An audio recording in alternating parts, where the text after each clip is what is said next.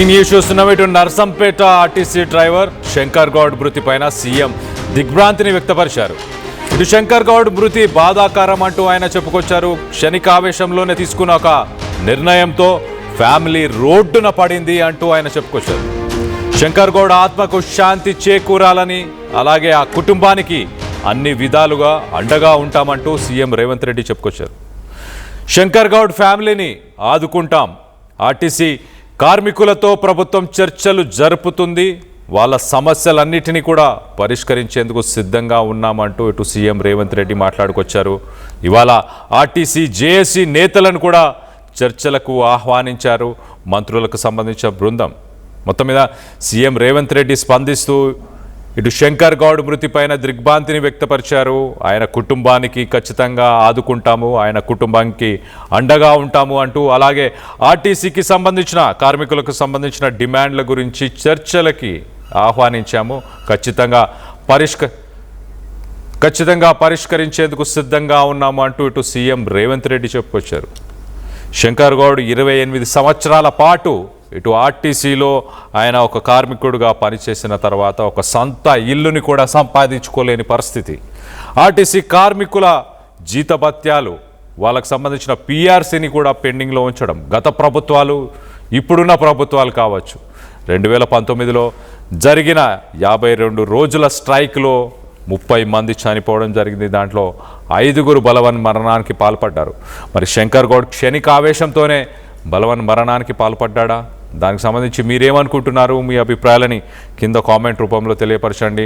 ప్రభుత్వం ఇటు ఆర్టీసీకి సంబంధించిన కార్యకర్తలు, జేఏసీ నాయకులతో ఖచ్చితంగా చర్చల్లోకి డిస్కస్ చేయడానికి సిద్ధంగా ఉన్నాం, వాళ్ళ ఇష్యూస్ని పరిష్కరించడానికి మేము సిద్ధంగా ఉన్నాము అంటూ ఇటు సీఎం రేవంత్ రెడ్డి చెప్పుకొచ్చారు. శంకర్ గౌడ్ కుటుంబానికి అన్ని విధాలుగా అండగా ఉంటామంటూ, ఆర్టీసీ కార్మికులతో ప్రభుత్వం చర్చలు జరుపుతుంది అంటూ సీఎం రేవంత్ రెడ్డి మాట్లాడారు. ఇటు సీఎంఓ కూడా దానికి సంబంధించి ఒక ట్వీట్ని కూడా చేశారు. దీనికి సంబంధించి మరింత అప్డేట్ తీసుకునే ప్రయత్నం చేద్దాం. ఇటు మా ప్రతినిధి మధు అందుబాటులో ఉన్నారు, మధుతో మాట్లాడి తెలుసుకునే ప్రయత్నం చేద్దాం. మధు, చెప్పండి, ఇటు సీఎం రేవంత్ రెడ్డి ఏం చెప్పుకొచ్చారు అండ్ చర్చలు ఇవాళ జరిగే అవకాశం ఉందా? ఆర్టీసీ డ్రైవర్ శంకర్ గౌడ్ బలవరణం పట్ల ముఖ్యమంత్రి రేవంత్ రెడ్డి దిగ్భ్రాంతి వ్యక్తం చేశారు. శంకర్ గౌడ్ కుటుంబానికి అండగా ఉంటామని, ప్రభుత్వం తరఫున అన్ని విధాలుగా ఆదుకుంటామనేటువంటిది ముఖ్యమంత్రి హామీ ఇచ్చారు. శంకర్ గౌడ్ ఆత్మకు శాంతి చేకూరాలి, కుటుంబ సభ్యులకు ధైర్యం, మనోబలం కలగాలనేటువంటి ప్రార్థించారు. క్షణికావేశంలో తీసుకున్నటువంటి నిర్ణయం వల్ల కుటుంబాన్ని దుఃఖసాగరంలో ముంచింది వాళ్ళ కుటుంబం అనేటువంటి తీవ్ర విచారం వ్యక్తం చేశారు. ఆర్టీసీ కార్మికులతో ప్రభుత్వం చర్చలు జరుపుతుంది, వారి సమస్యలను పరిష్కరించేందుకు చిత్తశుద్ధితో ప్రయత్నాలు చేస్తుంది అనేటువంటిది గుర్తు చేస్తూ ఆయన ఒక ప్రకటన విడుదల చేశారు ముఖ్యమంత్రి రేవంత్ రెడ్డి. ఈ రోజు ఆల్రెడీ డిప్యూటీ సీఎంతో చర్చలకు రావాలనేటువంటిది పిలుపునిచ్చారు. బట్టి విక్రమార్కతో నిన్న కేబినెట్ లో కీలకంగా చర్చించారు. కేబినెట్ జరుగుతున్నటువంటి సమయంలోనే శంకర్ గౌడ్ ఆత్మాహుతి చేసుకోవడం అనేటువంటిది కేబినెట్ చర్చించింది. కేబినెట్ సమావేశం తర్వాత కూడా మంత్రులు దీనిపైనే పెద్ద ఎత్తున మాట్లాడారు. దీనికి సంబంధించి వారి మనోధైర్యం కోల్పోవద్దు, అండగా ఉంటాం ప్రభుత్వం అనేటువంటిది ఎట్టి పరిస్థితుల్లో కూడా కార్మిక ఒక కేబినెట్ లో చర్చించిన తర్వాత ఆందోళన చెందాల్సినటువంటి అవసరం లేదు అనేటువంటి ఒక స్టేట్మెంట్ ఇవ్వడం జరిగింది. సో ముఖ్యమంత్రి నుంచి కూడా డైరెక్ట్ గా ప్రకటన రావడం, ఈ రోజు డిప్యూటీ సీఎంతో చర్చలు జరపాలి, చర్చల ద్వారానే మీ సమస్యను పరిష్కారం చేసుకోండి అనేటువంటి డిమాండ్ చేయడంతో ప్రభుత్వం కూడా మీ డిమాండ్స్ ఏమున్నాయో ప్రభుత్వం చర్చించండి అనేటువంటిది వాళ్ళు సూచన చేస్తా ఉన్నారు. మరి ఆర్టీసీ ఏమో శంకర్ గౌడ్ మృతదేహాన్ని ఇక్కడి నుంచి తరలించిన తర్వాత ఆందోళన చేస్తా ఉన్నారు. అన్ని డిపోల వద్ద పెద్ద ఎత్తున ఆందోళన కొనసాగుతా ఉంది. చూడాలి ఏం జరుగుతుందో. ఆర్టీసీ కార్మికులు ఈ రోజు డిప్యూటీ సీఎంతో చర్చలో పాల్గొని ఏ అంశాలు చర్చిస్తారు, అసలు ప్రభుత్వం ఏ అంశాలను అంగీకరించడానికి సిద్ధంగా ఉంది అనేటువంటిది కొంచెం క్లారిటీ వచ్చే అవకాశం ఉంది. ప్రభుత్వం నుంచి ఆ కుటుంబాన్ని ఆదుకుంటామనేటువంటి స్టేట్మెంట్ అయితే ఇచ్చారు. Right Madhu, thanks for the latest update. మొత్తం మీద ఇటు సీఎం రేవంత్ రెడ్డి శంకర్ గౌడ్ మృతిపైన దిగ్భ్రాంతిని వ్యక్తపరిచారు. శంకర్ గౌడ్ కుటుంబానికి అన్ని విధాలుగా అండగా ఉంటామంటూ ఆయన చెప్పుకొచ్చారు. ఇవాళ మంత్రుల కమిటీకి సంబంధించి ఆ కమిటీలో జేఏసీ నాయకులను ఆ చర్చలకు రమ్మని ఆహ్వానించామంటూ కూడా చెప్పుకొచ్చారు. ఆ చర్చల్లో మరి జేఏసీకి సంబంధించిన నాయకులు పాల్గొంటారా? ఇటు శంకర్ గౌడ్ మృతదేహాన్ని, ఆయన అంత్యక్రియలని వాటిని అటెండ్ అవ్వడానికి ఇటు జేఏసీకి సంబంధించిన నాయకులు వరంగల్కి వెళ్ళే అవకాశం ఉందా? వరంగల్ జిల్లా మొత్తంగా ప్రస్తుతానికి బంద్ని ప్రకటించారు. ఇటు వరంగల్ జిల్లాకి సంబంధించిన డిపోస్ దగ్గర 144 సెక్షన్ని అమలు చేస్తున్నారు. భారీగా ఉదయం నుంచే పోలీసులు మోహరించారు. ఇటు గ్రీన్ ఛానల్ ద్వారా ఇటు శంకర్ గౌడ్ ప్రాణాలను కాపాడడానికి హైదరాబాద్కి తరలించిన తర్వాత మార్గ మధ్యంలోనే తన ప్రాణాలను కోల్పోయిన తర్వాత ఆ మృతదేహాన్ని వెనక్కి తీసుకొని వెళ్ళారు. ఇటు తమకు అప్పగించాలి అంటూ ఆర్టీసీ కార్యకర్తలు చెప్పుకొస్తున్నారు. ఆ మృతదేహాన్ని తమకు అప్పగిస్తే ఇటు నర్సంపేట నుంచి శంకర్ గౌడ్ స్వగ్రామం దాకా ఒక యాత్రగా తీసుకొని వెళ్తాము అంటూ ఇటు కార్మికులు డిమాండ్ చేస్తున్నారు. మరి దీనికి సంబంధించి అధికారులు ఎలా స్పందించబోతున్నారు? రానున్న రోజుల్లో ఆర్టీసీ కార్మికులకు సంబంధించిన డిమాండ్లను ప్రభుత్వం నెరవేర్చబోతుందా? ఏ అంశాలను పరిగణలోకి తీసుకోబోతున్నారు? ఏ అంశాలని మరి చర్చల్లో ముందుకు తీసుకెళ్లే ప్రయత్నం చేస్తారు? మొదటగా ప్రధానంగా కార్మికులకు సంబంధించిన డిమాండ్లు ఒకసారి మనం చూస్తే కనుక పిఆర్సీ మొదటి డిమాండ్. ఇటు పిఆర్సీతో పాటు అధిక మోతాదులో అంటే ఎక్కువ సమయం ఇటు షిఫ్ట్స్ని ఎక్స్టెండ్ చేస్తూ పనిచేయాల్సిన అవసరం వస్తుంది. ఆ సమయానికి తగిన పేమెంట్స్ చేయాలి అంటూ, అలాగే ఇటు ఆర్టీసీని ప్రభుత్వంలో మర్జ్ చేయాలి.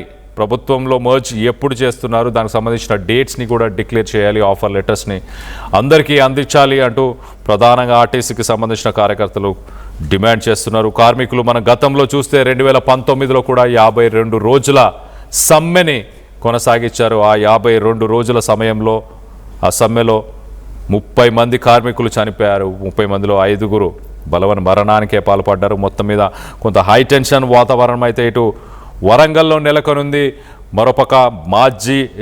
మరోపక్కన ఇటు కేంద్ర మంత్రి బండి సంజయ్ శంకర్ గౌడ్ అంత్యక్రియలు అటెండ్ అవ్వడానికి, ఆయన హాజరవ్వడానికి బయలుదేరారు. మరి కాసేపట్లో అక్కడికి చేరుకోబోతున్నారు. ఇటు జేఏసీ నాయకులు కూడా మరి అక్కడికి చేరుకుంటారా? స్థానికంగా ఉన్న ప్రతిపక్షాలకు సంబంధించిన నాయకులు సంతాపాన్ని తెలియపరుస్తున్నారు. వాళ్ళు కూడా ఇటు నర్సంపేట పరిసర ప్రాంతాల్లో ఉన్న నాయకులందరూ కూడా శంకర్ గౌడ్ గ్రామానికి మరి కాసేపట్లో చేరుకోబోతున్నట్టు తెలుస్తుంది. క్షణికావేశంలో అలాంటి ఒక డెసిషన్ తీసుకున్నారు శంకర్ గౌడ్. ఖచ్చితంగా తన ఫ్యామిలీకి మేమంతా అన్ని విధాలుగా అండగా ఉంటామంటూ ఇటు సీఎం రేవంత్ రెడ్డి చెప్పుకొచ్చారు. మొత్తం మీద కార్మికుల డిమాండ్లు, కార్మికులు చేస్తున్న సమ్మె, అలాగే కార్మికులు కోల్పోతున్న ప్రాణాలపై మీ అభిప్రాయాలు ఏంటి అనేది కింద కామెంట్ రూపంలో తెలియపరచండి. అలాగే తెలంగాణ సీఎంఓ నుంచి అఫీషియల్గా దీనికి సంబంధించి ఒక ట్వీట్ని చేశారు. ఆ ట్వీట్ని కూడా ఒకసారి మీకు చదివి వినిపించే ప్రయత్నం చేస్తా. ఒకసారి మనం చూస్తే కనుక ఇటు సీఎం అఫీషియల్ హ్యాండిల్ అని చెప్పొచ్చు. ఆర్టీసీ డ్రైవర్ కోల శంకర్ గౌడ్ బలవన్ మరణం పట్ల ముఖ్యమంత్రి శ్రీ రేవంత్ రెడ్డి గారు దిగ్భ్రాంతి వ్యక్తం చేశారు. శంకర్ గౌడ్ కుటుంబానికి అండగా ఉంటామని, ప్రభుత్వం తరఫున అన్ని విధాలుగా ఆదుకుంటామని హామీ ఇచ్చారు. శంకర్ గౌడ్ గారి ఆత్మకు శాంతి చేకూరాలని, కుటుంబ సభ్యులకు ధైర్యం, మనోబలం కలగాలని ప్రార్థించారు. క్షణికావేశంలో తీసుకున్న నిర్ణయం ఆ కుటుంబాన్ని దుఃఖ సాగరంలో ముంచిందని తీవ్ర విచారం వ్యక్తం చేశారు.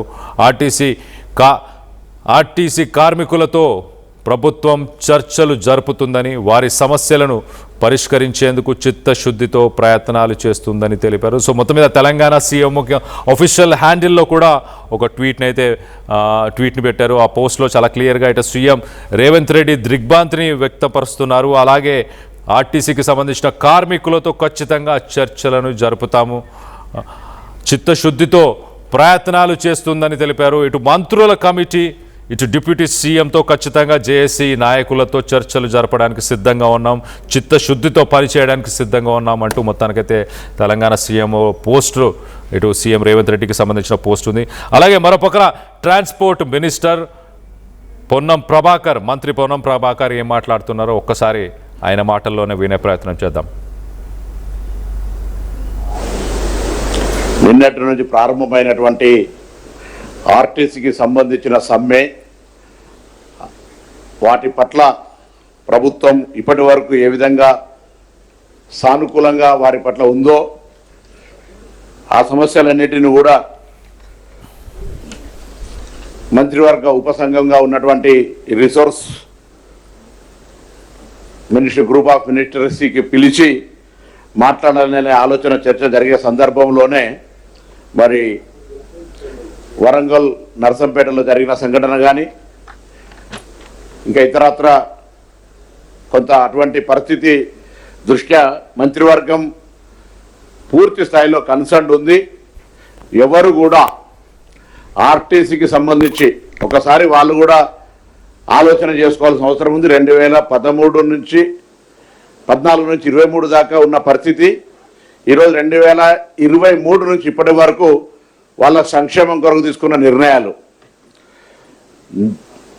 ఎప్పుడు కూడా ఈ ప్రజాపాలన ప్రభుత్వంలో ఆర్టీసీకి సంబంధించి అన్ని రకాలుగా పెండింగ్ సమస్యలు పరిష్కరిస్తూ భవిష్యత్తుకు సంబంధించినటువంటి అన్ని అంశాల లోపల సానుకూలంగా ఉంది. కొత్త క్యాబినెట్ స్థాయిలో డిస్కషన్ జరగాల్సినటువంటి 3 అంశాలు ఉన్నాయని పిఆర్సీ కావచ్చు, లేదా విలీనం కావచ్చు, గుర్తింపు సంఘాలది అనేటువంటిది దానికి సంబంధించిన అంశం కూడా ఆఫీసర్స్ కమిటీ ద్వారా చెప్పడం జరిగింది.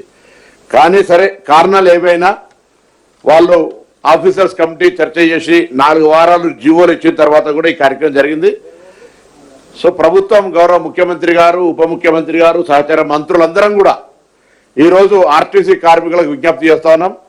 దయచేసి ఎటువంటి తొందరపాటు ఆలోచన చేయకండి. ప్రభుత్వం పూర్తి స్థాయిలో మీ పట్ల సానుకూలంగా ఉంది. అన్ని అంశాలకు సంబంధించినటువంటి విషయం లోపల మంత్రివర్గ ఉపసంఘం త్వరలోనే రేపు ఎల్లుండి ఎప్పుడో కూర్చొని మీకు సంబంధించిన అన్ని అంశాలను వింటుందనే మాట మనం చేస్తూ, మీ అందరూ కూడా తెలుసు, కొత్త పత్రికల ద్వారా సమాజానికి చెప్పడం కొరకు మేము అధికారంలోకి వచ్చిన తర్వాత అటు మహాలక్ష్మి పథకాన్ని ఇవ్వడమే కాక 2013 పిఆర్సీ పెండింగ్ బకాయిలు 280 కోట్లు ఇచ్చినాం. 2017 పిఆర్సీని ఇవ్వడంతో పాటుగా కారుణ్య నియామకాలు కావచ్చు, లేదా డిస్మిస్డ్ ఉద్యోగాలకు సంబంధించి కావచ్చు, కొత్త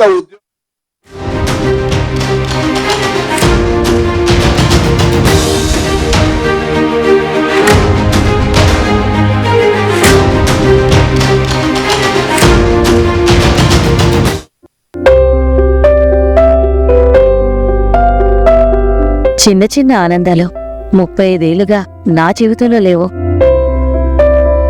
35 ఏళ్లుగా నేను డైపర్లలో బ్రతికాను. 6 సెంటీమీటర్ల ఫిస్టులా నా మూత్రాశయంలో లీక్ కారణమైంది. ఎవరూ నాకు సహాయం చేయలేకపోయారు. ఏఐఎన్యూలో వైద్యులను కలిసే వరకు. అక్కడ వారు రోబోటిక్ శస్త్రచికిత్సతో నాకు పరిష్కారం ఇచ్చారు. వారు నా ఆత్మవిశ్వాసాన్ని కూడా తిరిగిచ్చారు. Precision Care makes it possible. The Center for Robotic Surgery at AINU.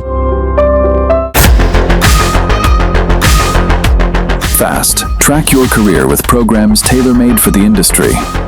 KL Global Business School.